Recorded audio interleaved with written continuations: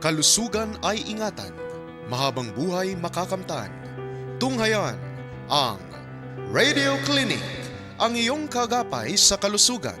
Tuwing linggo, Martes at Huwebes, mula alas 6 hanggang alas 7 ng gabi. Mga eksperto sa iba't ibang larangan ng medisina, handang magbigay ng mahalagang tips at payo para sa inyong kalusugan. Mga doktor mula sa iba't ibang disiplina ang magbibigay ng kanilang kaalaman at serbisyo, kahit samahan kami para sa mas malusog na buhay. Huwag palampasin ang Radio Clinic, kung saan ang kalusugan lagi mong makakamtan. Dito lamang sa AWR 89.1 FM.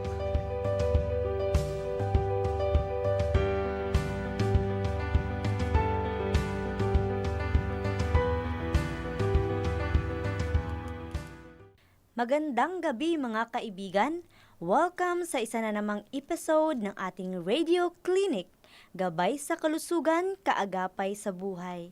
Ang inyong programa kung saan pinag-uusapan ang mga mahahalagang issue sa kalusugan upang matulungan kayong mamuhay ng mas malusog at magaan. Ako nga po pala si Eliza Marico Studio at kasama ko po ngayon ang aking co-host na si Sir Ed Cocos. Siya po ay ang asawa ng ating butihing doktor ng Adventist Medical Center Manila na si Dr. Percy Cocos, at si Sir Ed nga po pala ay enjoying his retirement life with his family ngayon. Magandang gabi sa inyo, Sir Ed. Thank you, Eli, for that kind introduction. Magandang gabi at magandang gabi rin sa ating mga tagapakinig. Handa na ba kayong matuto at magkaroon ng mas malinaw na pag-unawa sa inyong kalusugan? Kung may katanungan kayo tungkol sa ating paksa sa gabing ito, maaari ninyong ipadala sa 0918-944-9891. Ulitin ko, 0918-944-7891. Huwag palampasin ang pagkakataon na ito na mapagpakonsulta sa ating eksperto dito mismo sa inyong radio clinic. At ngayong gabi, isa na naman pong napakagandang topic ang ating pag-uusapan. At para tayo ay gabayan, makakasama po natin ang isa na namang eksperto sa pagdating po sa kalusugan. Makakasama po natin ngayon si Dr. Elvin Alcoriza. Isa po siyang internal medicine doctor. Siya po ay President ng Adventist Medical Evangelism Network Philippines at Chief of Hospital sa Bangi District Hospital ng Ilocos Norte. Ngayon po, atin pong i-welcome si Dr. Elvin. Dr. Elvin, magandang gabi po sa inyo, Doc. Hi, good evening sa inyo dyan, Eli, and good evening, Tito Ed, and good evening din po sa lahat ng tagapanood at tagapakinig, lalo-lalo na sa mga tricycle drivers, sa mga jeepney drivers. Mag-ingat po kayo sa inyong pamamasada habang nakikinig po kayo, at ang aming panalangin ay nasa inyo po. Ayan, maraming salamat po, Doc. At upang simulan po natin ang ating uusap sa gabing ito, no? Topic po natin is about diarrhea. So, minsan, parang itong karamdaman na ito ay minsan mild lang, pero pwede siyang maging worst po, ano? So, Doc, ano po ba itong topic nating diarrhea? Yeah, actually, common na itong sakit na ito, kaya very timely rin na ating pag-usapan itong Eli tsaka Tito Ed. Kasi I know for sure na lahat tayo nakik-experience na nung diarrhea. Pero ang diarrhea kasi is more than 3 times na pag-pass out ng tubig na or loose na tubig o kaya madugo na dumi within 24 hours. At meron din ibang mga sintomas na kasama, tulad na parang nasusuka ka o kaya parang nagsuka ka na, at the same time masakit rin ng tiyan, at minsan nilalagnat din. Ayun, maraming salamat po, Dok. Ah, kapag pa, sabi niyo po, Dok, pag loose yung stool. So, if ever po, Dok ba, halimbawa ako, nagpupo po ako ng 3 beses sa isang araw, pero hindi naman po basa, matatawag pa rin po ba natin yung diarrhea? Not necessarily, Eli. Kasi ang diarrhea kasi talagang loose siya na watery talaga.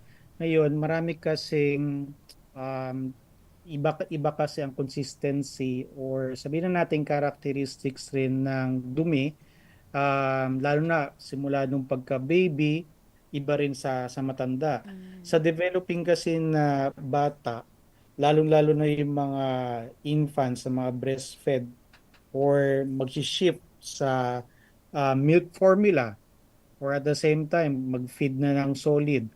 Minsan kasi nag-iiba na sila ng consistency or characteristic ng dumi. So akala ng mga mother yung pagiging unusual pattern or sabihin natin yung frequency na medyo semi-solid yung dumi, akala nila is diarrhea na. Pero sabi nga ng WHO, hindi pa yun considered as diarrhea kasi nga kapag nagpapalit tayo ng diet, kasi depende rin kasi sa diet rin natin, kung yung dumi natin is, depende rin kung anong lalabas rin na consistency. So sa baby, habang nade-develop yung digestive system, yung bitukan niya, yung tiyan niya, nag-iiba rin yung consistency ng tae niya. So, sinasabi lang namin, i-reassure lang namin sa mga mother, hindi pa yan considered na diarrhea unless na parang tubig na talaga na bubuwak. At the same time, very frequent na siya, 3 or more within 24 hours. Yung sinabi mo kanina, Doc, in addition, when we say diarrhea, yung character ka mo somewhat watery, di nga po ba? How about the smell? Ito ba ay nagbibigay din confirmation na ito ay diarrhea, the smell of the pupo? Yeah, actually, Tito Ted, sa paghingi namin ng history taking or ng mga karagdagan impormasyon galing sa pasyente o mismo sa nanay, tinatanong namin ano ba itsura ng popo nila? May color ba? Anong kulay nito? Mukha ba siyang pula o kaya blood streak o kaya maitim ba siya? Tapos meron ba siyang parang sipon-sipon? Okay?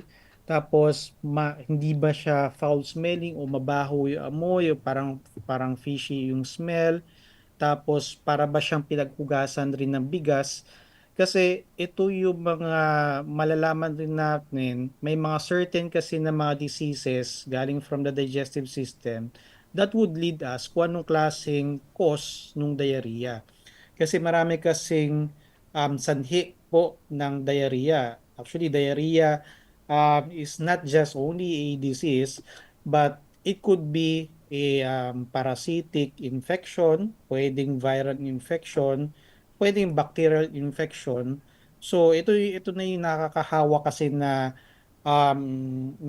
class ng diarrhea kasi may involvement na ito ng infection. Kasi pag sabi lang diarrhea, pwede rin naman na baka mali lang yung nakain po natin.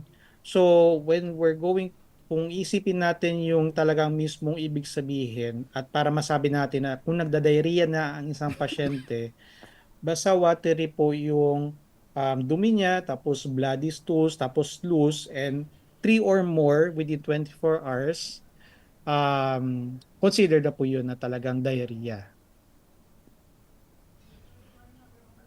Okay. Well, partly kanina, Doc, ay nasagot mo na ano yung ibang sanhi ng diarrhea. Opo. Actually, yan ang kailangan natin malaman kung ano ba usually na sanhi. Kasi very common kasi, lalo-lalo na sa mga bata na nagkakaroon ng LBM. Kasi alam mo naman, Ilay, yung mga chikiting natin, makukulit yan. Lalo-lalo hindi Opo. sila naguhugas rin ng kamay. So Mhm. kung ano ang makadila, kuwari, naggagapang lang Tito Ed, tapos ipapasok na nila yung kamay nila sa bibig nila. So, kahit anong bakterya o madumi na bagay na pwede pumasok sa ating bibig can cause also diarrhea. Ang kagandahan kasi nito, ginawa ng Panginoon talaga ang katawan natin na marami talagang defense mechanism. Kaya natutuwa ako na ganyang kagaling at katalino ang Panginoon kung paano niya dinisenyo ang katawan natin. So, isa sa mga defense mechanism rin yan na kapag meron tayong nakain na hindi gusto ng tiyan, o sabihin natin na hindi nagustuhan o hindi tayo hiyang, ang gagawin ng katawan natin o ng bitukan natin ay gusto niyang ilabas yung nakain natin. Kaya karaniwan po sa mga pasyente, as long na they could tolerate na nakakainom sila ng tubig, nakainom sila ng gamot, o sabihin na natin hindi sila nagsusuka, I would encourage them na uminom sila palagi kasi nga um, it would resolve spontaneously. Ibig sabihin, mawawala lang ng kusa, ilay. Kasi yan ang defense mechanism ng katawan natin eh. Kung ano na ipasok natin, gusto niyang ilabas kaagad. Ang dilemma lang natin dyan, baka ma-dehydrate lang ang isang pasyente. Kasi nga, alam naman natin Tito Ed, di ba 70% ng katawan natin ay puro Water. tubig talaga. Yeah, it's water. So, kung lagi naman labas ng labas hanggang baka ma-dehydrate naman yung pasyente. So, very important rin na meron tayong replacement. Ibig sabihin, kung ano yung nawala sa katawan natin, nire-replace na kagad natin ng tubig or kahit anong oral fluids. So, isa rin sa mga most common cause rin ng diarrhea, sabi ko nga kanina, is pwedeng parasitic infection, pwedeng bacterial infection, pwedeng viral infection, or pwede rin mga individual na intolerant sila, like lactose intolerance. Kung narinig na po natin yung lactose intolerance sa term, ibig sabihin nun, hindi kaya ng katawan natin na mag-digest nung lactose, which is ito ay asukal na galing sa kahit anong dairy products. Kaya every time na kumakain or kahit tikim man lang, kahit ice cream, nako, minsan ang sarap-sarap ngayon kumain ng ice cream, di ba? Ang init-init ngayon, Tito Ed tsaka Yeah. Ilay. Yes So, po. o yung iba, makakain lang ng ice cream, makatikim lang. Ala, sobrang na yan mag-diarrhea kasi nga hindi nila ma-digest yung sugar na galing sa milk. So yun yung mga usual na causes ng diarrhea. Okay. Another napaka-importanting tanong ito, Doktor. Paano malaman kung ang isang tao o isang pasyente dehydrated ng isang tao? Paano natin malalaman kung isang tao ay dehydrated? Ibig sabihin, loose ng electrolytes ang kanyang katawan. Yeah, actually magandang question yun, Tito. Yan na kailangan natin i-educate. That's the reason kung bakit meron tayong ganitong programa at andito ang mga eksperto na maibahagi namin kung paano mabantayan yung mga very important points sa isang pasyente na nagkakaroon ng diarrhea. So, number one na kailangan natin malaman po yung status ng hydration ng isang pasyente. So, malalaman natin yan, number one, sa dila nga lang eh. Ipa-open mo lang ilay yung dila, ilabas mo lang. Titingnan mo kung dry yung dila niya. At the same time, yung labi, kung medyo nagka-crack-crack, dry na rin siya. So, that's one way na medyo dehydrated na yung pasyente. Okay? Now, isa pa, kung medyo nauuhaw na, laging uhaw yung pasyente, syempre, nagdulus ka kasi ng tubig. So, gusto ng patient na uminom rin. So, lalong-lalo na, yung talagang very poor na sila makainom o hirap na sila makainom kasi pag ganun, severe dehydration na talaga eh. Tapos isa pa, yung sa mata. So, mapapansin natin, observe mo yan ilay yung mata, kung medyo lubog na yung mata ng pasyente. Kasi pag ganun, medyo dehydrated na rin. Tapos mapapansin mo rin sa sa balat, okay? Pwede mong kurutin, okay? Pag kinurot mo siya at mabilis siyang bumalik, o kaya pag Mhm. pinires mo lang siya at mabilis siyang bumalik kaagad, so ibig sabihin, okay pa, wala pa siyang signs of dehydration. Pero kung medyo mabagal siya na bumalik sa normal, hindi na siya dehydrated na pag ganun. Sa mga baby, lalong-lalo na yung mga sabihin natin 1 year and below o kaya 2 years old or below, kung mapapansin natin, di ba yung mga bumbunan nito medyo lubog pa kasi hindi pa buo Yung fontanelle. yung Mm. yung fontanelle na tinatawag Tito Ed.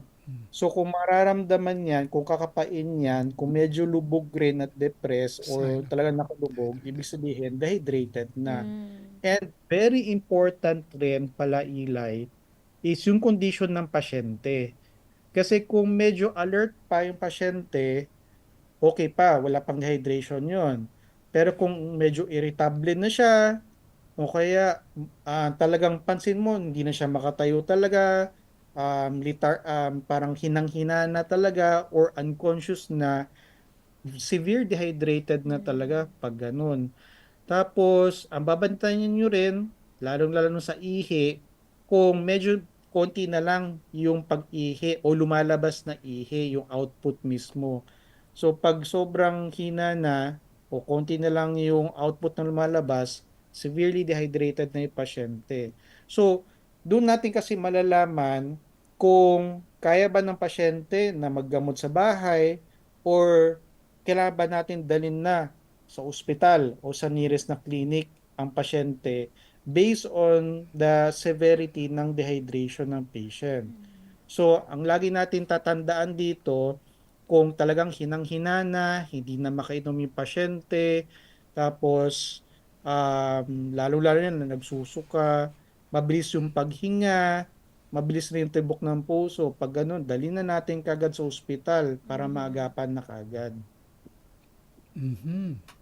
So, ano pang dapat gawin para mawala o gumaling sa diarrhea, Doktor? Yeah. Marami kasing paraan na para gumaling po. Number one, sabi ko nga po kanina, spontaneously naman kung ito ay dahil sa nakain lang natin, totally, once na nailabas naman lahat yan, Ilay, titigil naman din yan. Mm. Okay. Pero kasi, meron kasi mga ibang karagdagan na simptomas tulad ng pagsusuka, kaya masaktan siya.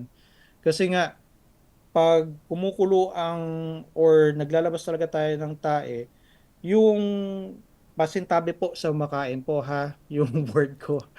Okay? So pag lalabas lang tayo ng dumi, okay, palitan ko na lang ng dumi. Pag naglalabas tayo ng dumi, lalo na kung very frequent, talagang minsan Mhm. bumubulusok pa talaga yung dumi, Tito Ed. Mm. Talagang yung bituka natin, grabe yung galaw niyan. Kaya it would also cause pain or Mhm. abdominal pain na cramping. Tapos minsan yung mga pasyente na naririnig nila yung ingay, krok krok krok, ganun. So pag mga ganon, symptomatic yung treatment namin, binibigyan namin ng pain reliever o kaya antispasmodic, something like that. Tapos bibigay rin kami ng probiotic, okay?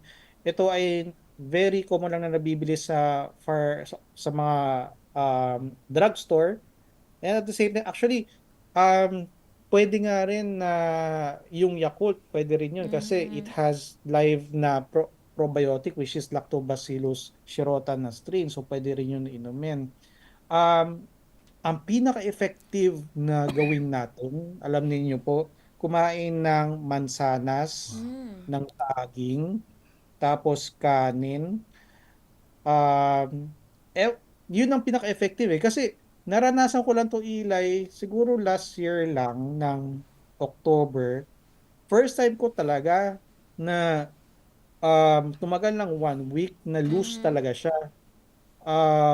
Hindi naman siya ganun ka-frequent, pero more than 3 times. Saka talagang loose talaga. Siguro meron akong nakain. Pero pansin ko, bakit hindi siya nawawala? Ang ginawa ko lang, alam mo, kain talaga ng saging. Yung isang piling, isang Mm. araw ko lang. kinain ko talaga yon, buo talaga. After doon medyo nabawasan yung frequency, tapos medyo nagbuo-buo na. Mhm. Kaya it's one of the natural ways rin Effective. na pwede natin Mhm. labanan, and this is evidence-based rin po ito. Ibig sabihin, talagang napatunayan to na um, ito yung dapat na diet na binibigay sa pasyente na may diarrhea. Actually, Mhm. sa sa medical terms namin, BRAT diet, Yes. BART. I think Mhm. you're familiar with that, Eli and Tito Yes, Ed. Brat. Doc. Opo. So, banana, rice, tapos apple, tapos sabi nga nila tea. So, yun yung best na diet na pwede natin ibigay sa pasyente na may diarrhea. Ngayon, ito yung mga patients that they could tolerate na kumain Mhm. or hindi nagsusuka. Kasi ibang usapan na ito, Ilay, kung nagsusuka yung pasyente. Kasi kahit ano ang bigay mo, ilalabas niya. Opo. So, Mhm. ang ginagawa namin, siyempre, ang mga pasyente o kaya si mother, matataranta na, dadali na sa ospital, which is the best way dapat. Mhm. Kasi nga, kailangan namin iswero yung pasyente kasi nga kahit tubig, di na rin niya na ilalabas. So, kailangan ng swero na talaga to intervene. Tapos, ang advice ko rin sa mga mother o kaya sa mga patients din, pag nagsuka, huwag nyo kagad painumin, Mhm. kagad, First. immediately. Kasi ang mangyayari dyan, after magsuka ng pasyente, biglang pinainom, magsusuka ulit yan. Yun ang tendency nun. So what you need to do is, pagpahingahin nyo muna 30 minutes hanggang 60 minutes, isang oras, na walang pinapasok Mhm. kahit ano, okay, yung tiyan, tsaka yung bibig, para at least mapahinga muna. After 30 to 60 minutes na walang pinapakain, that's the time na pwede natin subukan na pakainin or painumin kahit konti. Okay? Ngayon, kung matolerate niya, that's good. Pwede na natin painumin. Kung hindi at nagsuka na naman ulit, then restart ulit tayo. Kasi may mga ibang pasyente, ang dami rin sinusuka. Mhm. So nagtatae, nagsusuka din. So tinatanong rin namin, ano po ba ginagawa nyo pag nagsuka po ba, pinapainom nyo na po kagad? Which is, that's the very common na ginagawa ng ating mga kababayan. Pero ang tendency nga po noon is, magsusuka talaga sila na magsusuka. So, kailangan natin ipahinga yung tiyan nila. Mhm. Now, isa pa na pwede nating gawin sa bahay is yung hydrating na solution. Actually, very easy lang noon na concoction. Um, yung iba, they're trying to buy Pocari Sweat. Okay? So, hindi ako nagpo-promote ng brand po ha. Disclaimer po 'yan, okay? Pero yung Gatorade, yung Pocari Sweat, ito yung mga drinks kasi na um, mayroon siyang, sabihin na natin, electrolytes or halos same rin ng kailangan ng katawan rin natin na fluids. Kasi compare sa water, which is just plain water, itong mga inumin na ito is may asin, tsaka may asukal rin, na kailangan rin ng katawan natin. Mhm. Kasi every time nagda-diarrhea tayo, naglo-lose rin tayo ng mga electrolytes na yan, yung mga asin sa katawan natin. So, kailangan rin natin yan. So, minsan, umiinom sila ng ganyan. Pero, sa mga ayaw nang gumastos, ito, very simple lang ito, Tito Ed. Mhm. Kung narinig nyo na yung oral rehydration solution na homemade, Mhm. ORS, ang gagawin lang ng pasyente, sa isang litro ng tubig, okay, maglagay ka ng isang kutsarita na asin. Tapos, 4 na kutsarita ng asukal. So, i-mix nyo lang po yon. So, 1:4 para madali. I-mix nyo lang yon. So, kada LBM, inumin na lang yon. So, that's very easy to prepare. At yun na po, yun, yung ORS. Kung narinig nyo rin yung Pedialyte, same rin Mhm. po ito. So, ito na yung kailangan natin na replenishment every time tayo nagda-diarrhea para hindi rin tayo ma-dehydrate.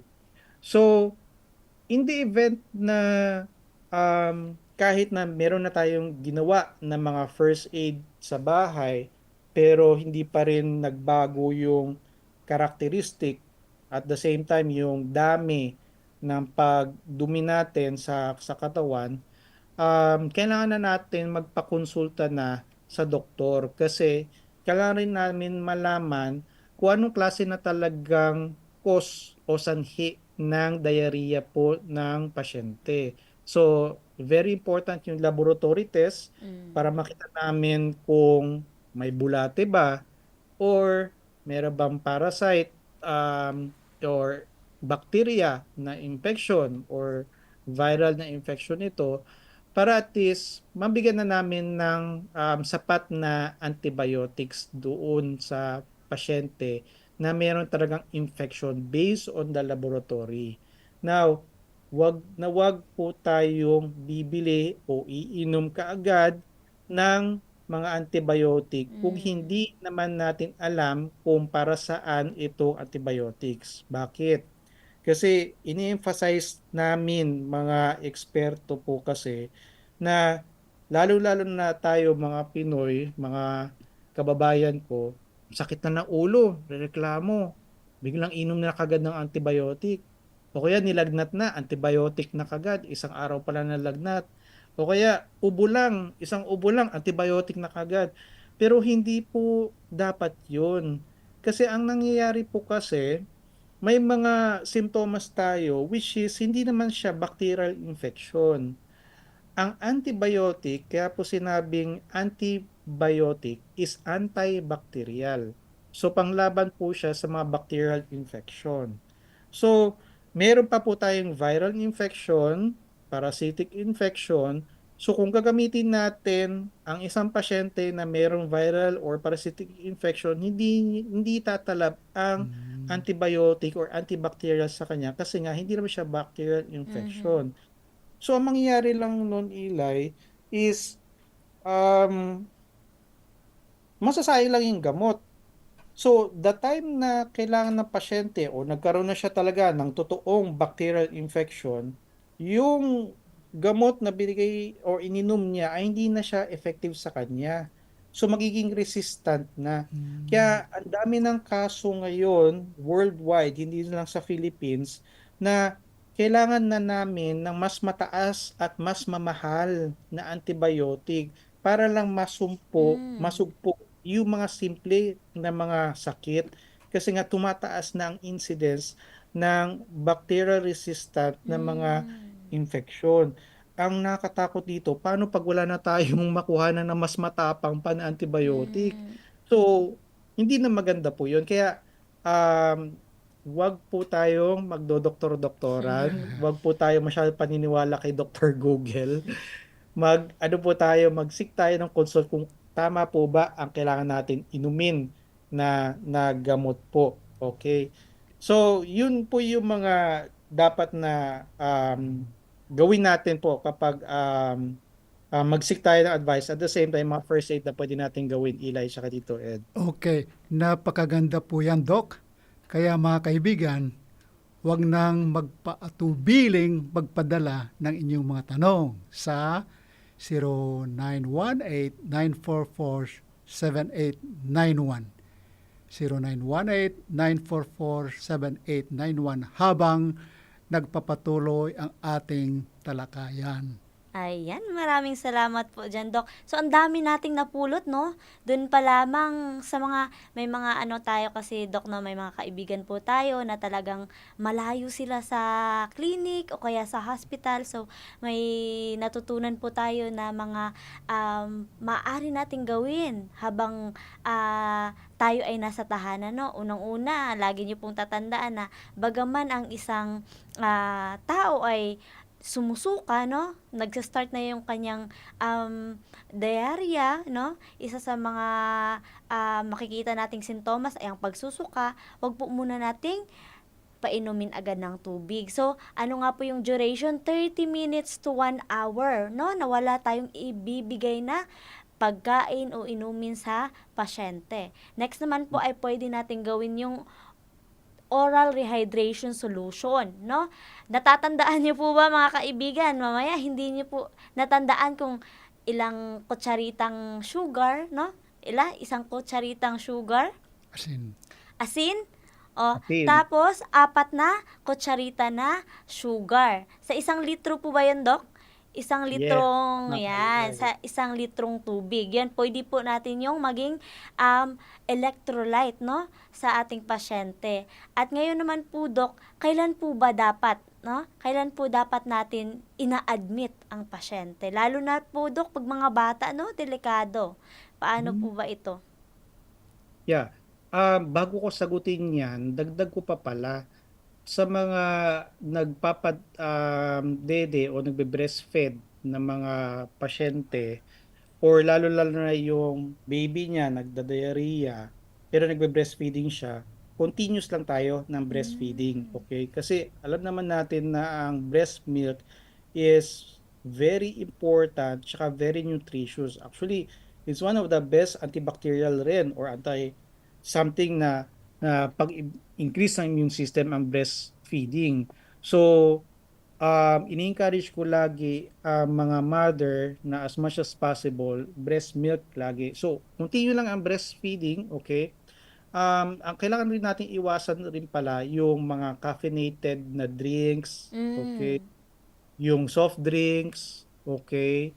Yung mga sweetened drinks, tapos yung mga matataba na pagkain, yung mga oily foods, Ilay. Kasi, kung kakain tayo ng mga ganito, yung taba mismo, hindi kailangan natin kasing i-absorb pa ng doble ng bitukan natin.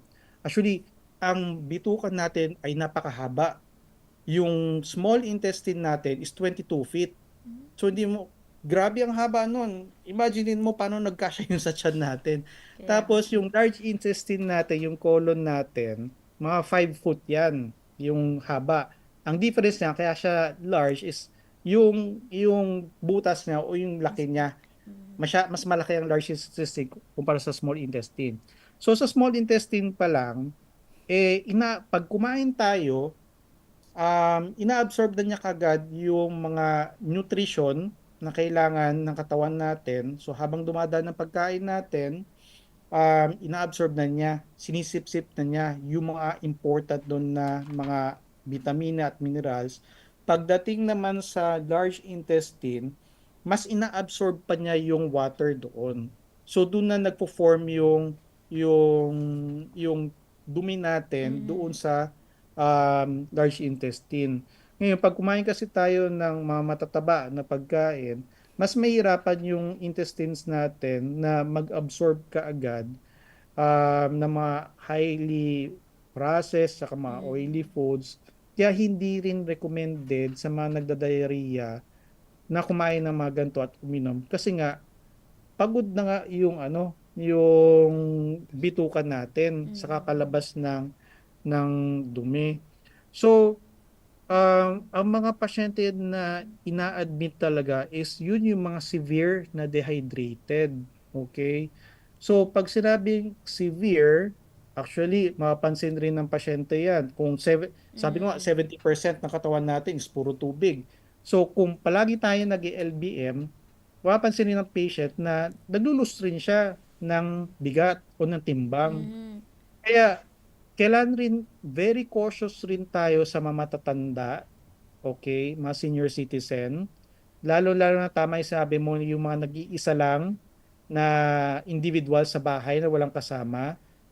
Kahit hindi pa kayo sobrang severely dehydrated, papunta na kayo sa ospital. Kasi hindi natin alam na nag-iisa lang kayo o kaya malayo kayong lugar sa clinic.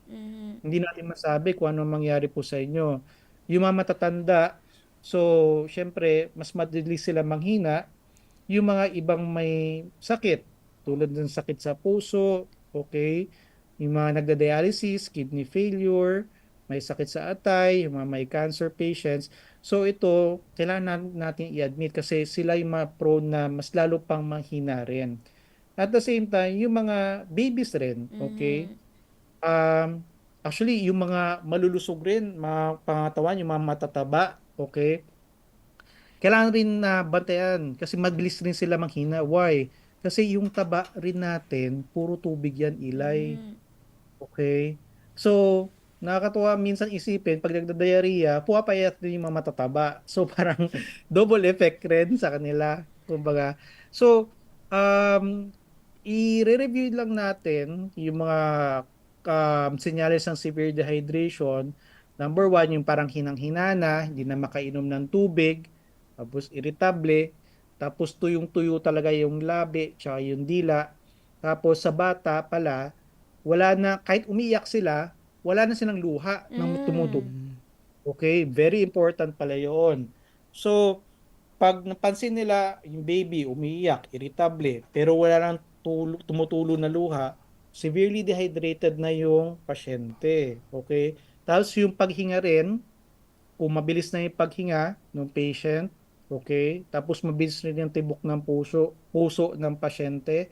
Tapos konti na lang rin ang iniihi. So ito yung mga senyales na talagang severely dehydrated na yung pasyente. Actually, hindi mo kailangan na lahat na mga nabanggit ko ay bantayan. Isa o kaya dalawa o tatlo na mga simptomas na nabanggit ko, dalhin nyo na kagad sa ospital. Okay? Kasi alam niyo po, nung ako ay intern sa isang ospital sa Manila, meron pong dinala sa emergency room na dead on arrival na sanggol, siguro mga 7 months old yun o 8 months old lang. Dinala ng ng yaya at talagang ang sabi ng yaya, nag-LBM. Mm. Nung dumating na sa ospital, wala na. Hindi na namin na-revive yung pasyente. Kaya, wag na natin hintayin pa na mangyari pa po yun. Magkonsulta na kagad kung pansin ninyo na talagang kakaiba na yung pakiramdam ninyo at hindi nyo talaga kaya. And at the same time, walang improvement sa kondisyon, bagamat meron na tayong ginawa ng mga first aid sa bahay. So kung hindi pa rin nag improve ang kondisyon, pumunta na kagad sa nearest na clinic o na ospital. Ayun. So, narinig po natin mga kaibigan na 'pag mga bata pala, 'wag nating sundin na hindi natin sila pakainin or padidiin man lang sa mga na nagbe-breastfeed na mga nanay 'no. Tuloy-tuloy pa rin po ang pagpapasuso natin sa ating mga anak. At bago nga po natin, alamin kung paano po ba maiiwasan, atin po muling babatiin ang ating mga tagapakinig 'no, sa ating AWR 89.1 FM. Sa mga nagbabiyahe nating mga driver, yan, sa mga nagtatrabaho na nakatutok po sa atin, magandang hapon po sa inyo.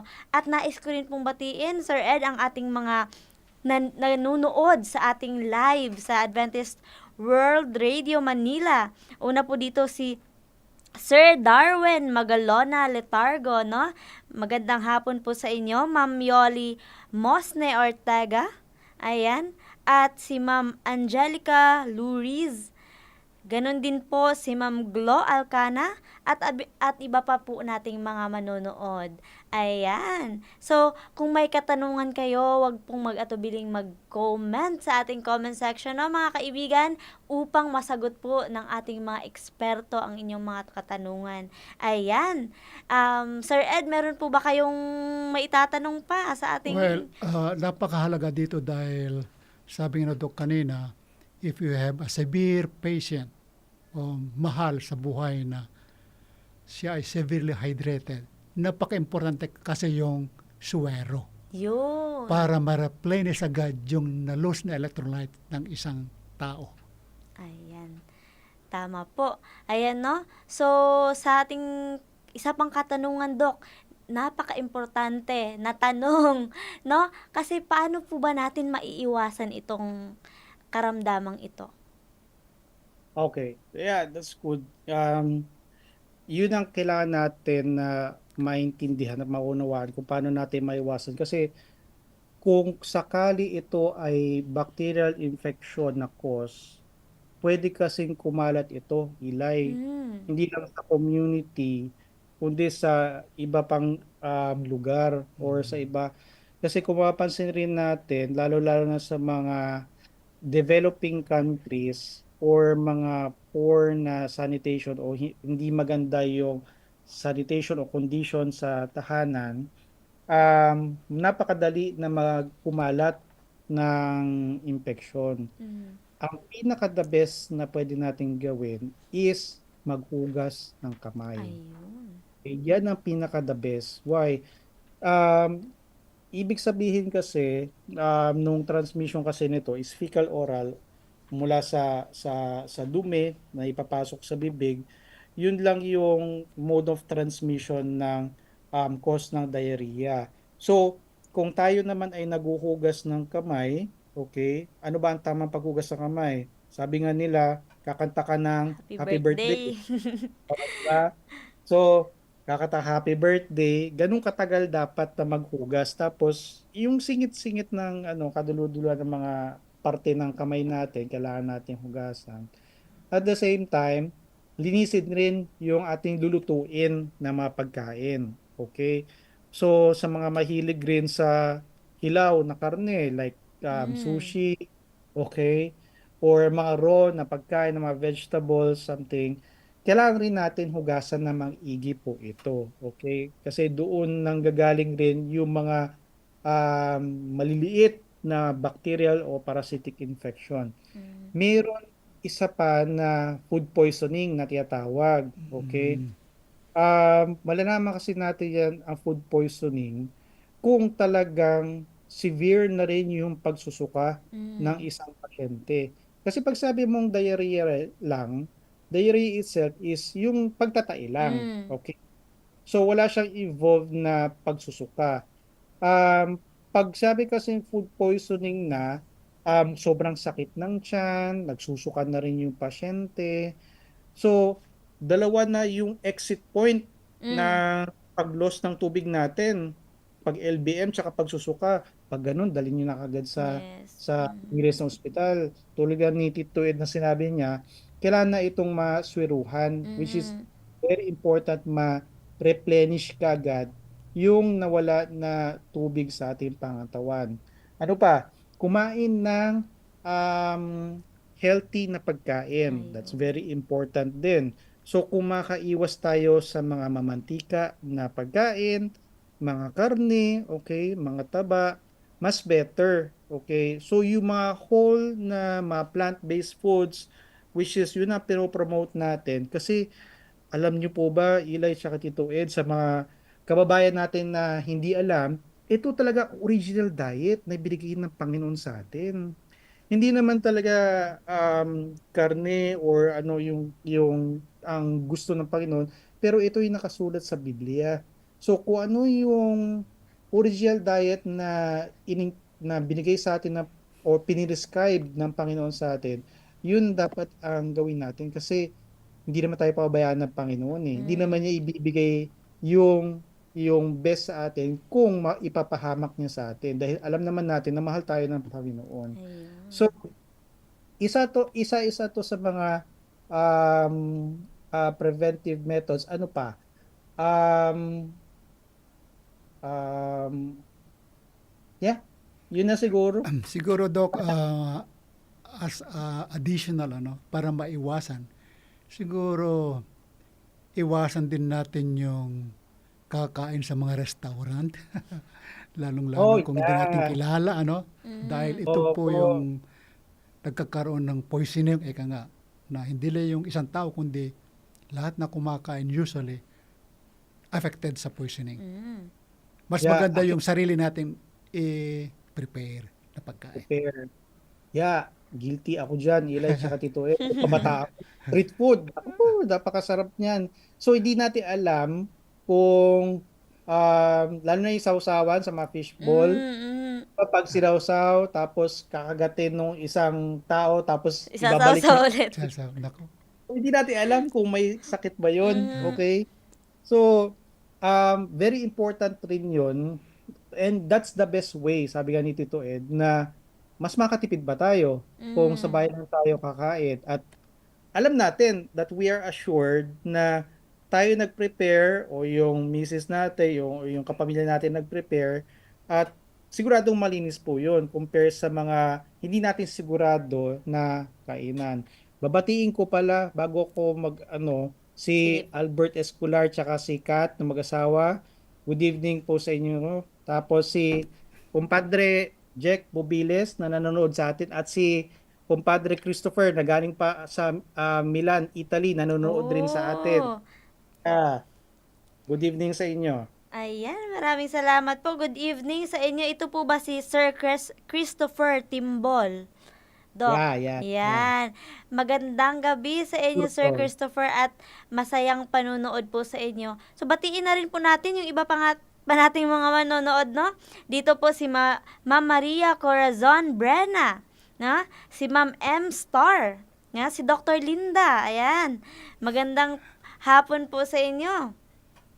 Pati si Mrs. din pala, Ayan. nanonood din dito. Aba naman. Ayan, batiin din po natin si Dr. Joyce Robles Mangasang. Ayan, sino pa po? Si Ma'am Belle Alcoriza. Okay. Di abantayan ako eh. Asawa po na pala ni Yeah. Doc. Yeah, si Ayan. So, kung may mga katanungan po kayo mga kaibigan, bago po tayo magtapos, ay inyo pong itanong sa ating numero. Ayan. At i-comment po ninyo sa ating Facebook page kung kayo po ay nakasubaybay sa amin sa ating Facebook page. Yeah, okay. Binabati ko rin ang aking batchmate na si Lemuel Roa. Good evening sa iyo. So, isa pang karagdagan pala kasi may question pala dito na bakit daw yung ninenervyos daw nakakaranas raw ng LBM or Anxiety. Yeah. anxiety. Yeah. Actually, stress could trigger LBM rin po. Okay? Intestinal cramping. So, the best way na pwede natin na anuin natin to is actually hindi naman siya talagang magdidiretso talaga ng diarrhea. Okay? Per se na tulad rin na nabanggit natin na more than 3 times. Pero minsan trigger rin na napapadumi ka, biglang papasok ka dito sa radio clinic, ninenervyos ako, biglang gusto mag-CR, patapos tubig yung lumabas. So it could trigger, the stress could trigger diarrhea. Okay? Kasi alam naman natin na ang brain natin, okay, is the control center ng buong katawan natin. So meaning to say, kung nasa isip natin ay nai-stress, yung galaw rin ng bitukan natin ay involved din. Okay? So the best way na pwede natin gawin or stress-induced diarrhea, yun ang tawag, is labanan natin yung stress. Kasi may mga iba talaga na aware sila na nai-stress sila. So ang gagawin natin, inhale, exhale, deep breathing. Okay?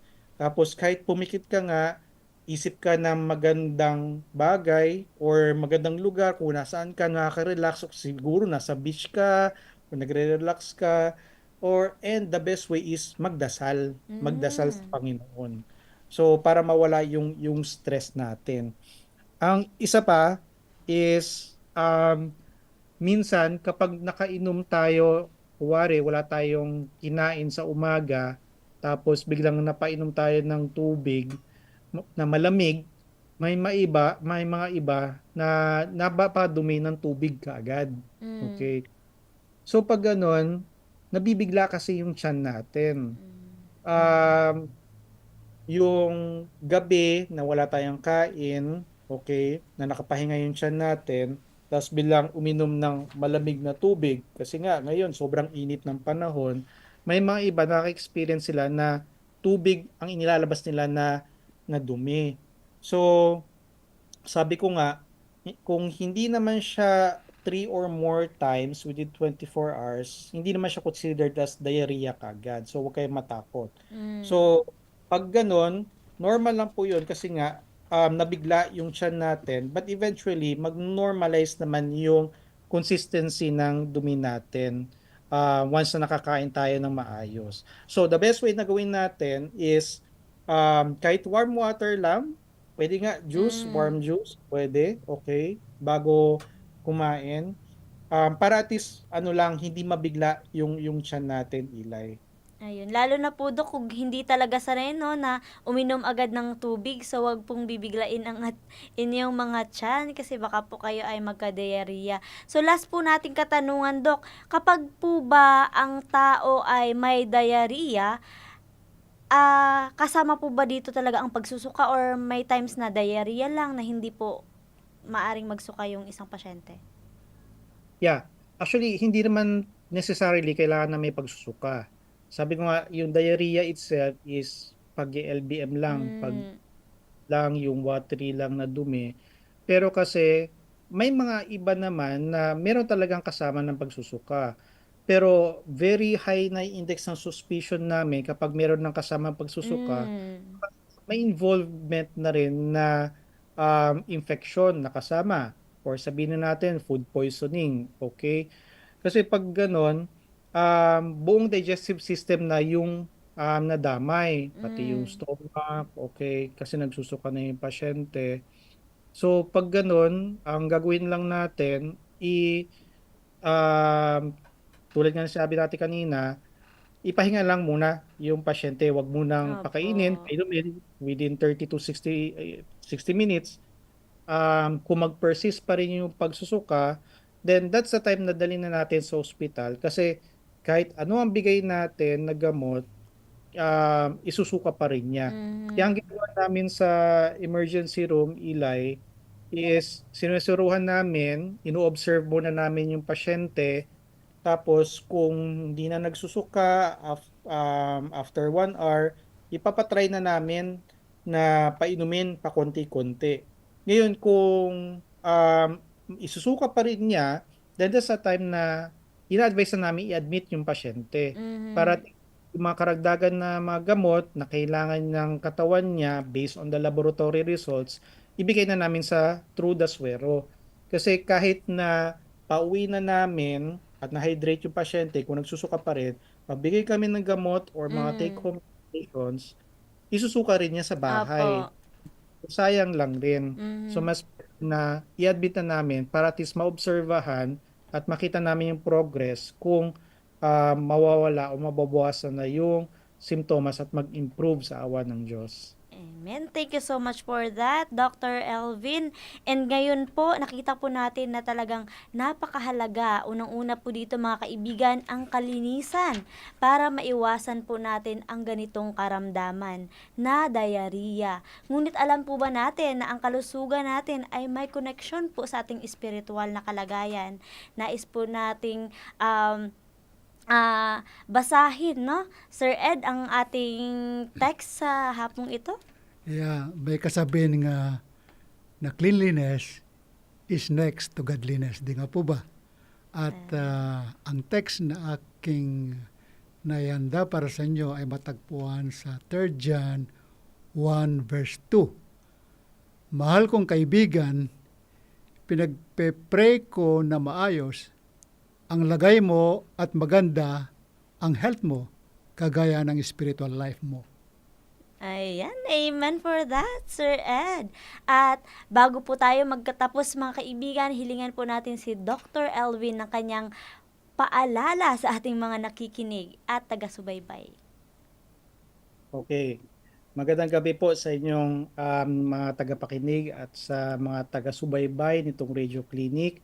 At inibitahan ko po ulit kayo na every Sunday, Tuesday, and Thursday, 6 o'clock to 7 o'clock, live po tayo. At iba-iba po mga doktor at mga eksperto patungkol sa kalusugan magbibigay ng diskusyon sa iba-ibang topic rin na mga very common para maiwasan rin natin yung mga sakit na nararamdaman natin dito.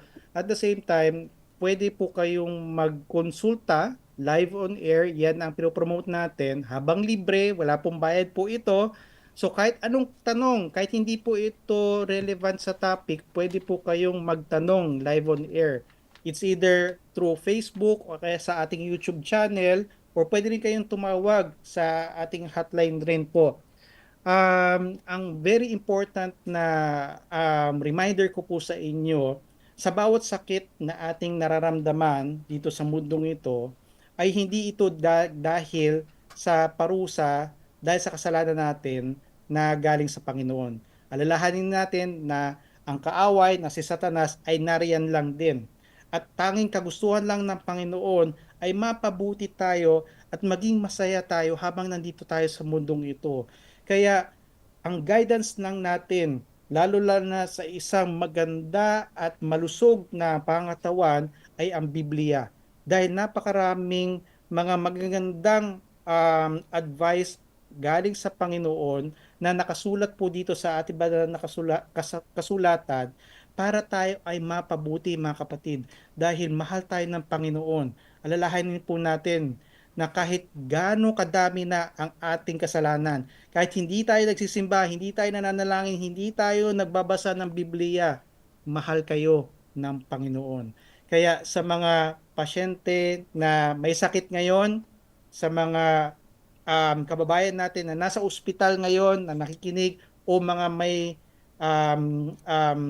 kamag-anak, kapamilya, kaibigan na may sakit, alalahanin po natin na ang Diyos mismo ay ang dakilang manggagamot at tayo ay lumapit po sa Kanya. Amen! At dyan po nagtatapos ang ating episode ngayong gabi sa Radio Clinic, Gabay sa Kalusugan, Kaagapay sa Buhay. Maraming salamat po sa ating panauhin, si Dr. Elvin Alcoriza, at sa ating mga tagapakinig. Muli, ako po si Eliza Marico Studio. Ako naman po, si Ed Cocos. Hanggang sa susunod na Radio Clinic, Gabay sa Kalusugan, Kaagapay sa Buhay na malusog at magaan. Paalam!